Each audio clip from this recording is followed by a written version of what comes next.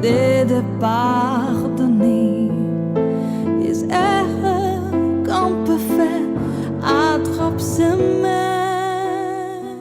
I believe there's some kind of great spiritual power. I can't define it. I guess God is the only word I could think of, but you know, if I'd been born in another part of the world, it would be Allah, and somewhere else it would be, you know. So it depends where we're born, but I think almost all people have some kind of name for this spiritual power. It has to be the same power. Well, I don't deliberately try to connect, but when I'm out in nature, it's all around me. I just always feel something. And is there anything what you didn't know about this spiritual entity when you were young and a young researcher in the rainforest, and you know it now, and it would have been good to know when you were young? I think I've always had the same belief. I don't think anything's changed. The family I grew up in, you know, they were Christians, but at the same time I had a very wise mother who's always saying, you know, you shouldn't just believe in one narrow belief system, because the world is big, full of different cultures. So I don't think I learned anything about the spiritual power, more about myself perhaps.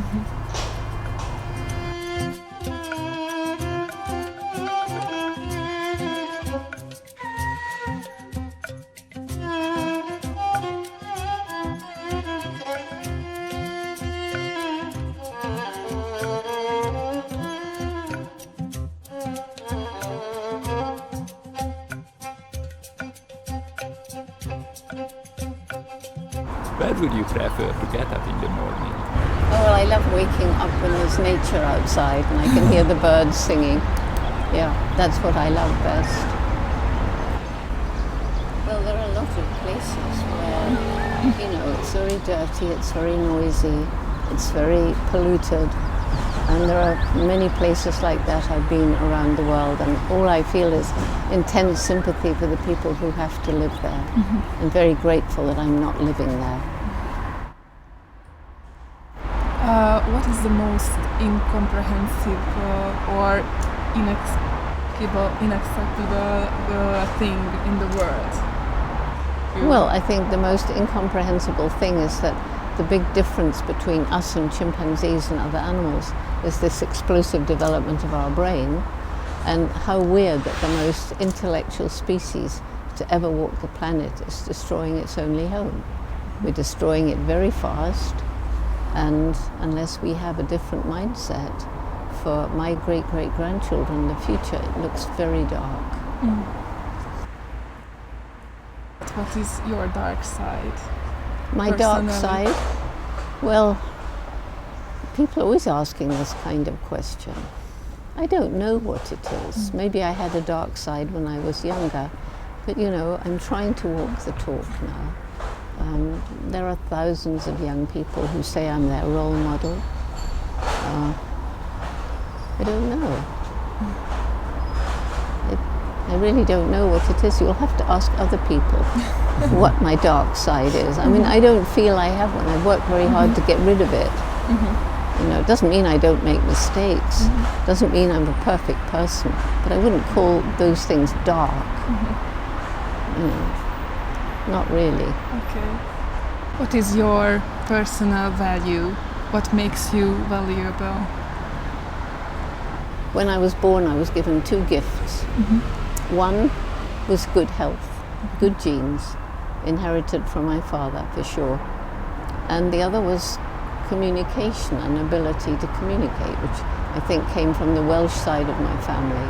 So either with writing, with talking, and particularly the ability to tell stories, because that's the only way to change opinion. It's not, you can't batter away at the brain, that doesn't work. But if you can reach the heart, and the way to reach the heart is with stories. And what's the key to reach the heart? Telling stories.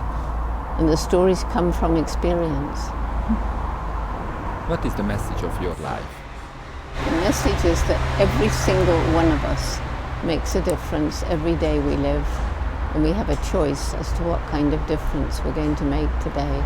Will we leave the world a little bit better, a little bit worse? But whatever we do, it's going to make some kind of impact.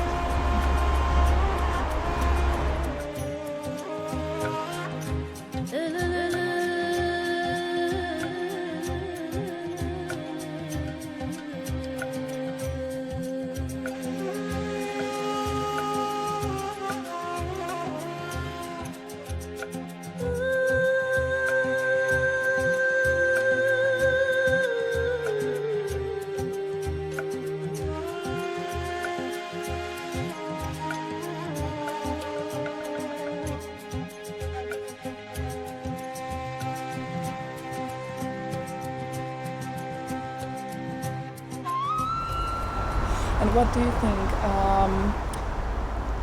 Does your message reach the heart of the people, or how does this? It does when approach? I'm giving lectures. I know because of the reception. It doesn't necessarily mean that they'll change their behavior. It may be gone by tomorrow, but at the time they're moved. And you can tell by the tears. There's a lot of tears, and I think it's people thinking, well, I could do things differently. And I mean, for example, one man, I didn't hear from him for a year after my lecture, and then he said, I went home and decided I had to sell my big house. I didn't need it was wasteful. 2 people I know were about to buy expensive, extravagant sports cars, and neither of them did after my lecture, and one of them actually gave us the money he would have used to buy the car. So I know that there's an impact sometimes. I couldn't do it otherwise, could I? You know, it would be no point. I'm caught through success. What is the most boring thing for you now, which is quite dull and it doesn't give you joy to do or to think? Well, I don't have much time to be bored. It's 300 days a year, 300 days a year on the road, going from country to country, meeting people, having interviews. Boring. Sometimes I have to sit through a very boring talk, or sit on a panel where people talk a whole lot of what I consider rubbish. Words. Documents that are signed about commitment to reducing your country's footprint, which never get implemented.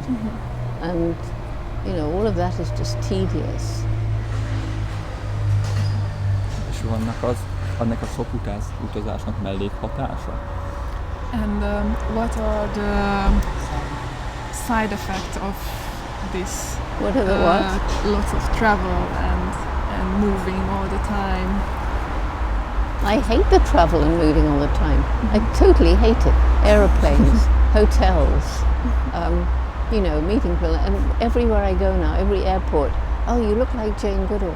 So I can never relax. It's always like I'm on show. And you know, the thing is, there are 2 Janes. There's this one standing here talking to you. Actually, that's me. And then there's this sort of icon out there, which people recognize, and somehow I've got to link the 2. So there are 2 Janes. And the job has been to try and bring them closer and closer together. Otherwise I'm a schizophrenic sort of person.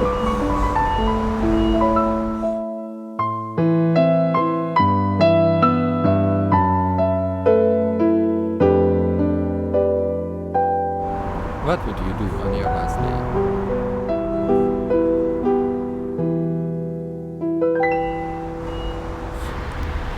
Well, what I would do in the last day of my life would depend, you know, am I sick, am I dying of Parkinson's or something, in which case I have no choice as to what I do.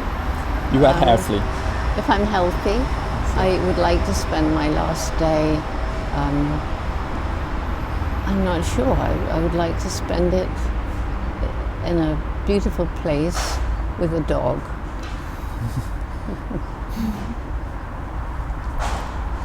Probably the best place for me to die would be at home in England. It's the house I grew up in. There are the same trees I climbed as a child. It's my roots. So that's where I was from the age of 5 onwards. So I may as well die there. And there's always dogs there. My sister actually lives in the house with her family. So I'll be at home, and it'll be a winter day with sunshine outside, and I'll take the dog for a nice walk and come back, and there'll be a nice log fire and a glass of whiskey and then bye-bye world. Would you like some whiskey? No? What now? No, thank you. No.